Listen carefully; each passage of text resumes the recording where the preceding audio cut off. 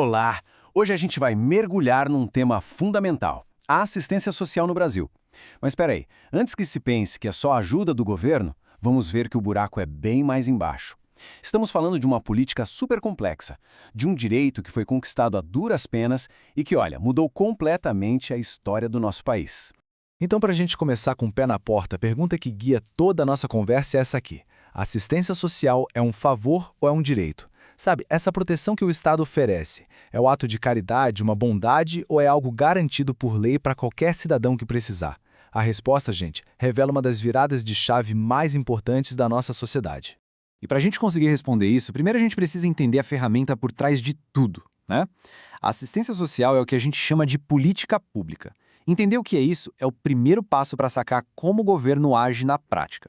Pensa assim, ó. Imagina que o Brasil é um condomínio gigante e o governo é o síndico. Se tem um problema que afeta todo mundo, tipo, sei lá, uma rua cheia de buracos, o síndico tem que organizar uma ação para resolver, certo? Isso é uma política pública. O SUS, que garante a saúde de todo mundo, as escolas públicas, são exemplos perfeitos disso. A assistência social, então, é exatamente isso, a ação organizada do Estado para garantir que ninguém fique desamparado.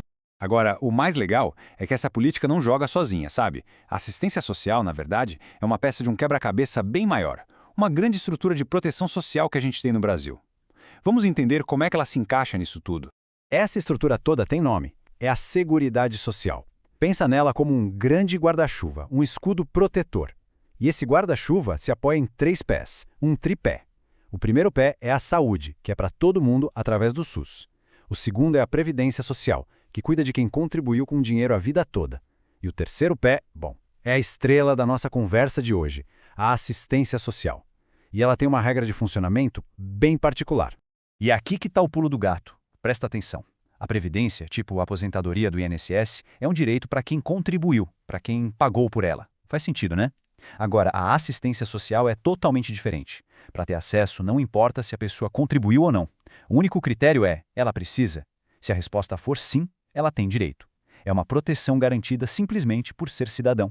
Mas olha, essa ideia de um direito que não depende de contribuição, ela é bem recente, viu? E essa mudança de pensamento foi, sem exagero, uma virada de chave na nossa história. Vamos dar uma olhada em como essa transformação aconteceu.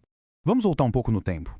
Antes de 1988, a ajuda para quem precisava era vista como caridade. Sabe? Quase uma esmola. Dependia da boa vontade da igreja, de alguma pessoa rica. Era um favor, claramente um favor. Aí veio a grande virada. 1988. Fim da ditadura, uma mobilização social gigantesca por direitos e nesse clima todo, a nova Constituição bateu o martelo. Assistência social não é favor. É direito do cidadão e dever do Estado. Ponto final. Gente, a diferença é brutal. É monumental. A gente saiu de um modelo de ações soltas, sem garantia nenhuma, que muitas vezes colocava um carimbo, um estigma em quem recebia ajuda, para um sistema organizado, nacional, que funciona o tempo todo e que tem um objetivo claro: garantir a dignidade das pessoas. E o fundamento de tudo isso está nessa frase aqui, ó, direto do artigo 203 da Constituição. A assistência social será prestada a quem dela necessitar, independentemente de contribuição à Seguridade Social. A parte-chave é essa: independentemente de contribuição. É isso que sela o compromisso. Se existe a necessidade, o Estado tem o dever de agir. Ok, então o direito está lá, lindo, na Constituição. Mas e aí? Como é que isso sai do papel e vira algo concreto, que funciona no Brasil inteiro? Bom, para isso, foi criada toda uma engrenagem, uma estrutura chamada SUAS. É o sistema funcionando na prática. O ponto de partida é uma lei chamada LOAS, a Lei Orgânica da Assistência Social. Pensa assim: se a Constituição é o que tem que ser feito? A LOAS é o como. É um manual de instruções detalhado que explica os objetivos, as regras do jogo e quem tem direito a quê. E com esse manual de regras em mãos, nasceu o SUAS, o Sistema Único de Assistência Social. A lógica é a mesma do SUS para a saúde, sabe? O SUAS é a grande rede nacional que organiza tudo, que padroniza os serviços. É ele que garante que o atendimento lá numa cidadezinha do interior siga as mesmas regras de uma capital, para que a proteção chegue de um jeito justo para todo mundo. E para organizar esse atendimento todo, o SUAS trabalha em 2 níveis. Pensa na saúde de novo. Tem a proteção básica, que é tipo a vacina. O objetivo é prevenir, é fortalecer as famílias e a comunidade para evitar que os problemas apareçam. E tem a proteção especial, que é o pronto-socorro.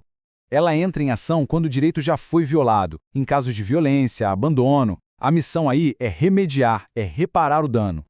Beleza, então temos a prevenção e a reparação. Mas onde isso acontece? Onde as pessoas encontram essa proteção na vida real? Pois é, o sistema tem endereço, tem porta de entrada em cada cidade. É no município, bem pertinho das pessoas, que o sistema ganha a vida. E isso acontece através de duas siglas que a gente precisa conhecer, CRAS e CREAS. São eles os lugares físicos, sabe? Os prédios lá no bairro onde as equipes estão prontas para receber e orientar a população. Essa tabela aqui resume tudo de um jeito bem claro. De um lado, o CRAS. Ele é a porta de entrada da proteção básica. O foco dele é a prevenção. O CRAS atende famílias que estão numa situação de vulnerabilidade, para, por exemplo, fortalecer os laços entre eles, evitar que um problema pequeno vire uma bola de neve. Já o CREAS é a porta da proteção especial. O foco dele é reparar. Ele atende quem já teve um direito violado, oferecendo um apoio mais especializado para superar situações de violência, por exemplo. E para fazer isso acontecer, cada um tem seu serviço principal. No CRAS, o serviço se chama PAIF. É basicamente um trabalho de acompanhamento contínuo com as famílias, com atividades, orientação, tudo para prevenir crises. Já lá no CRAS, o serviço principal é o PAEF, um apoio bem mais especializado, com psicólogos, assistentes sociais ajudando as pessoas a superarem traumas e situações bem difíceis. Então, olha só o caminho que a gente percorreu. Saímos da ideia de caridade, de favor, e chegamos num direito garantido na Constituição. Um direito que tem uma lei, um sistema todo organizado por trás, com portas de entrada em cada município. E tudo isso nos leva a uma reflexão final, né? Essa rede toda, com CRAS e CREAS, com prevenção e reparação, ela funciona de verdade na comunidade em que a gente vive? A estrutura está aí. E conhecer como ela funciona, bom, esse é o primeiro passo para a gente poder cobrar e garantir que ela cumpra o seu papel.